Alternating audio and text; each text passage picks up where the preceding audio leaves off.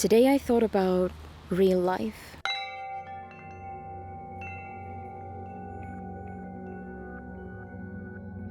I've been online ever since I was a kid, and the concept of IRL in real life was always somehow present.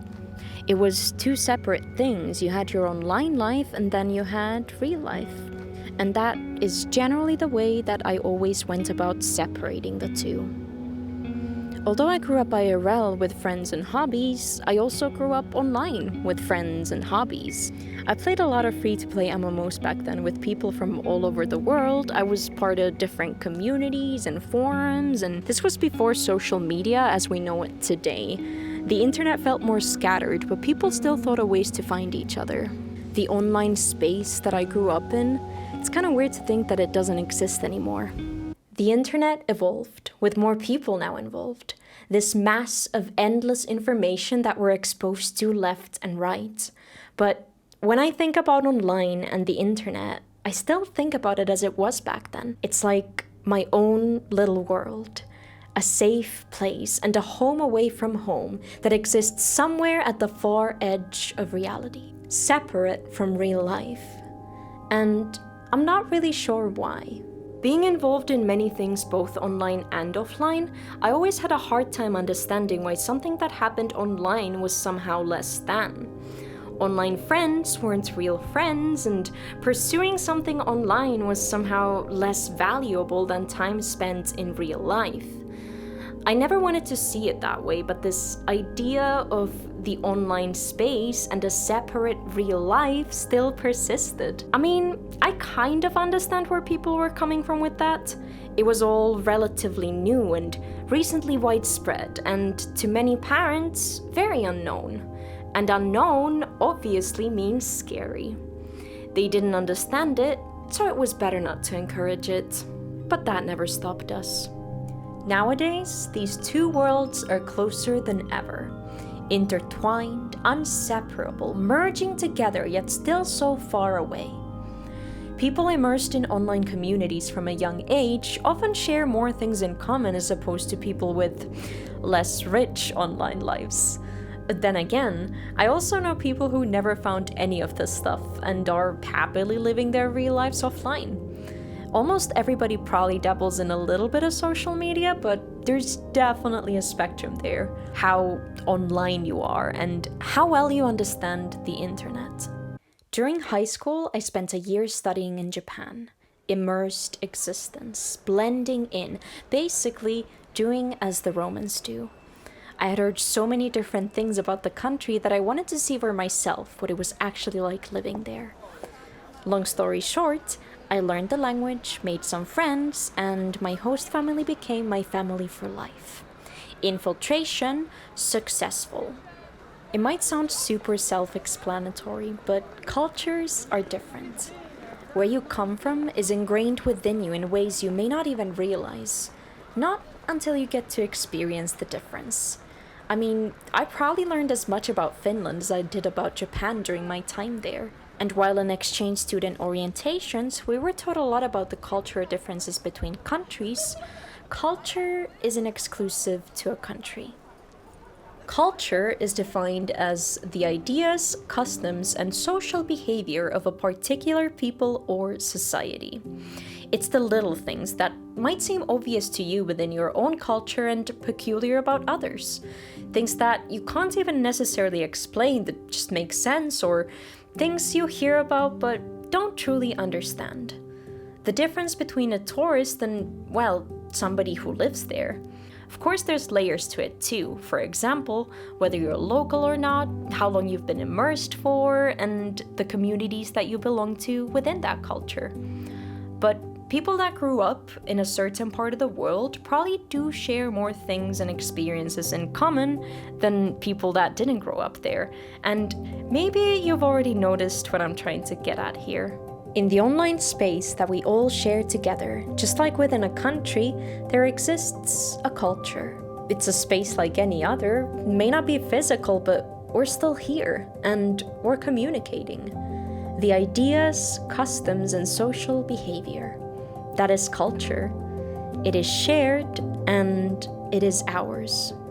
When the world first went into lockdown in 2020, I remember seeing many of my less online friends making Instagram stories about hanging out with their friends in Zoom as this new and absurd thing. They were filming their screens, laughing about how it was now the future, while I was just sitting there smiling. It was kind of endearing.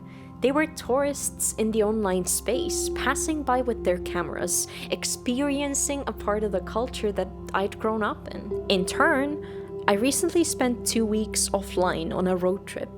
Lots of driving, lots of hiking, and a lot of thinking. It was the most immersed and connected I'd felt to the real world in a while. I was there, just existing with all of these other people living their offline lives in the offline world. I enjoyed my time a lot, but there was definitely this feeling of being out of place that I couldn't really shake. Yet, I've noticed that a lot of online spaces feel kind of unfamiliar to me too. And I know that ultimately I'm the one that decides what I want to see more or less of, and social media algorithms should just be adapting to that, and maybe I'm just confused, and so my algorithms are confused too, but I don't know. It's just so fast, and loud, and fleeting. So sometimes it's like I'm stuck in this weird limbo between these two supposed worlds, unable and unwilling to forget about the online to be fully immersed in the offline, yet thinking about the things that I could do offline when I am online, and whether or not there actually is a difference between the two. In Japan, I was a visitor. But when I came back to Finland, nothing was the same because nobody really understood what I'd been through. It's a pretty common phenomenon with returning exchange students. You get so immersed in a culture so different from yours that a part of you never leaves. And I kind of feel the same way about both real life and the internet. The world is changing fast though. And I don't think that the internet can justify as not real life anymore. People have and probably always will exist offline, but rather than think of them as two different realms entirely, maybe the online can be there to enhance the offline, and the other way around. A part of me has always been online, but another part of me will always yearn for that which is offline and the things that I've experienced there. It's all real regardless. It always has been. I mean, we're in it. I am real, you are real, and therefore, this is real. That is what I thought about.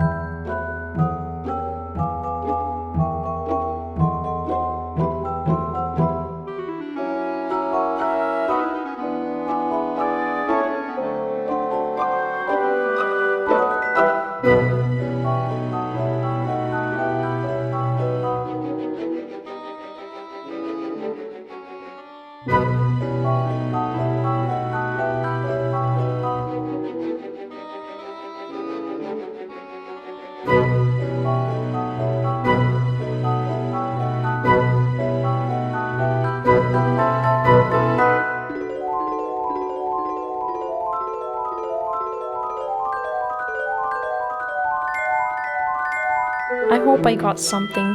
Hopefully. This was nice though. You know, like spending time in a place within your own home that you don't spend time in ever. Like it's just like a whole new world. I don't know how to explain it. It's like a new, like you conquer something, you know? Like I never sat on the washing machine in this corner with a blanket and a plushie, you know? It's just nice. I don't know, try it sometime.